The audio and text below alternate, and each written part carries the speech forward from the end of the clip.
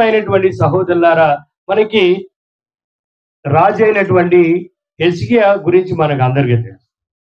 హెజ్కియా, ఈ హెజ్కియా రాజు ఒక ప్రాణాంతకరమైనటువంటి జబ్బుతో బాధపడుతున్నాడు.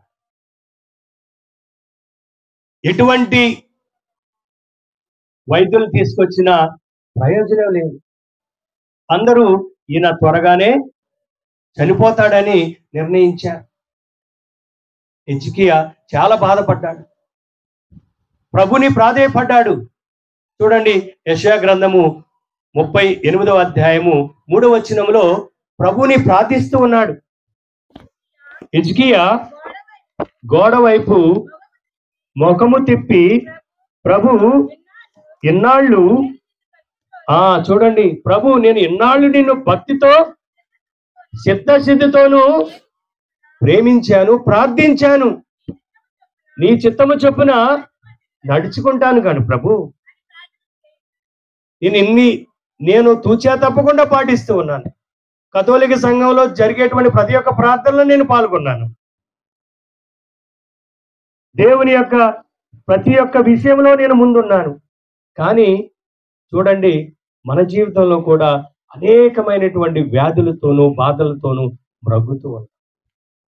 హెజ్కియా కూడా చెప్తూ ఉన్నాడు, ప్రార్థిస్తూ ఉన్నాడు, దేవా నేను అన్ని పాటించాను, నీ చట్టాలను నేను చక్కగానే పాటించాను, కానీ ఏంటి నా కర్మ, ఏంటి నా పరిస్థితి అని ప్రార్థించినప్పుడు ప్రియమైనటువంటి సహోదరులారా, దేవుడు ఆయన యొక్క మొరను ఆలకించాడు, స్వస్థత కలిగించాడు.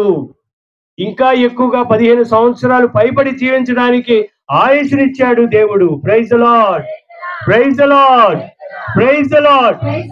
ఆయన యొక్క విశ్వాసాన్ని బట్టి హెజ్కియా రాజు దేవుని యొక్క ప్రణాళికకు శిరస వహించాడు కాబట్టి, విశ్వాసంతో ప్రార్థించాడు కాబట్టి, విశ్వాసంతో జీవితాన్ని కొనసాగించాడు కాబట్టి దేవుడు ఎన్నడూ ఆయనను విడనాడలేదు.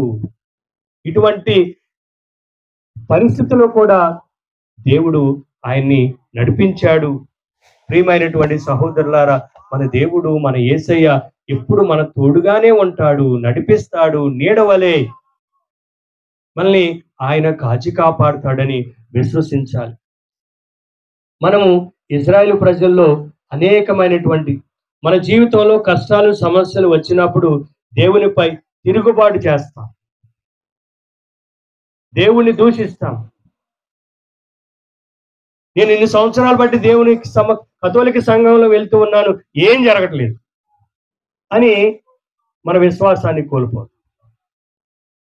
మన విశ్వాసాన్ని మనము అమ్మేస్తాం. ఎక్కడో ఏదో జరుగుతుంది, ఇన్ని సంవత్సరాలు జరగలేదు, ఎవరో ఏదో మాయమాట చెప్పారు, వెళ్ళిపోతారు. కథోలిక సంఘంలో ప్రియమైనటువంటి సహోదరులారా, ఇది పవిత్రమైనటువంటి దేవుడు ఏర్పాటు చేసినటువంటి పవిత్రమైనటువంటి సంఘం. మన యొక్క కథోలిక సంఘాన్ని ఒకసారి పరీక్షించుకుంటే అనేకమంది మహానుభావులు, పునీతులు, శిష్యులు చేత నిర్మించబడినటువంటి కథోలిక సంఘం. మనము అనునిత్యము మనతో మన విశ్వాసాన్ని బలపరిచేటువంటి అనేకమైనటువంటి పునీతులు ఉన్నారు. అనేక మంది మన కోసం ప్రార్థించేవారు ఉన్నారు.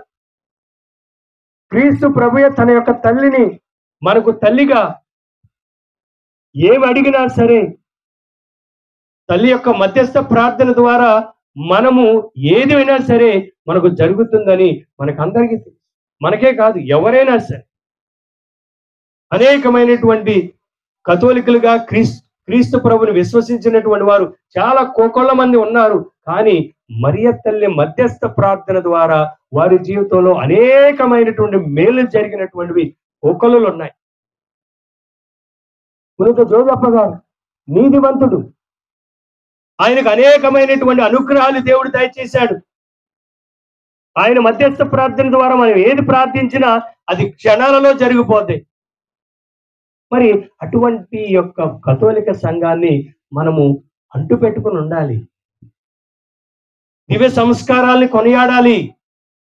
ఆ దివ్య సంస్కారంలో ఉన్నటువంటి ఔన్నత్యాన్ని మనం తెలుసుకోవాలి. ప్రియమైనటువంటి సహోదరులారా, దివ్య సంస్కారం, దివ్య బలి పూజ, క్రీస్తు ప్రభు చేసినటువంటి కల్వరి కొండపై ఆయన చేసినటువంటి త్యాగము, చేసినటువంటి బలి మనము ఈనాడు అనునిత్యము దివ్య బలి పూజలో మనం దేవునికి కృతజ్ఞత తెలుపుతూ, ఆనాడు క్రీస్తు ప్రభు ఏ విధంగా అయితే తనను తాను దేవునికి, తన తండ్రికి అర్పించుకున్నాడో అదే బలిని మనము కొనియాడుతూ ఉన్నాం.